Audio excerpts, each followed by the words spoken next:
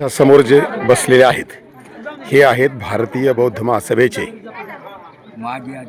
माजी श्रामणेर बौद्धाचार्य आयुष्यमान भास्कर किसन भादवे गुरुजी यांनी आयुष्यभर बौद्ध धर्माचा प्रचार प्रसार केला, बौद्धाचार्य म्हणून काम केलं आणि आयुष्य त्यांनी धम्मासाठी अर्पण केलं।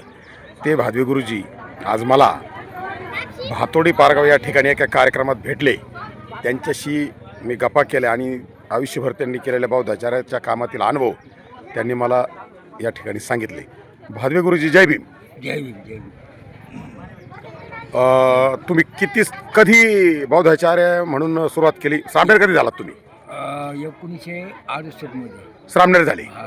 तेव्हापासून तुम्ही 1968 पासून? 68। बर बर बर। आणि मग तुम्ही 68 म्हटलं बरेच वर्ष काम केलं?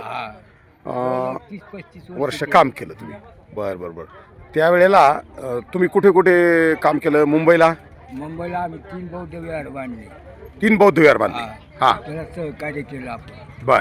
आणि इथे गावामध्ये एक बौद्ध विहार बांधलं, सुलेमान देवळा, सुलेमान देवळा, तालुका आष्टी। आष्टी। हां पुन्हा आता मी शेतामध्ये एक बौद्ध विहार घेतले बांधायला। हां, ती छोटं गाव आहे ना, पण ते घेतलेले आणि त्यांना मी तुम्हाला उद्घाटन दिलं। बर। कोणत्या? सुलेमान देवळा याच गावात? तिथे गुरुच्या घरी आली तर तिथे देवळात आली तेव्हाच माहिती। बरं, धम्माचं काम करताना, बौद्धाचार्याचं काम करताना काय अनुभव तुम्हाला यायचे? मला अनुभव लय आलेले आहेत, पण आता ते सांगून उपयोग नाही। माणसाला अनुभव येतातच, येतात। कुणी आडवं येतं, कुणी आडवं येतं, कुणी मध्ये येतं, कुणी काही करतं, काही बोलते आणि त्यांच्या बोलण्याला आपण लक्षच द्यायचं, म्हणजे चुका काढते, चुका काढते। आता काढू पण त्या वाहनाप्रमाणे आपल्याला वागायचं नाही, आपलं हे ते कार्य चालून द्यायचं, चालून द्यायचं। बर। त्यामुळं आम्ही ते कार्य करत राहतो। आता कार्य करता का तुम्ही? नाही, आता मी बंद केलंय। किती वय झालं तुमचं? आता हे 80 चालू आहे। 80 वर्ष वय झालं।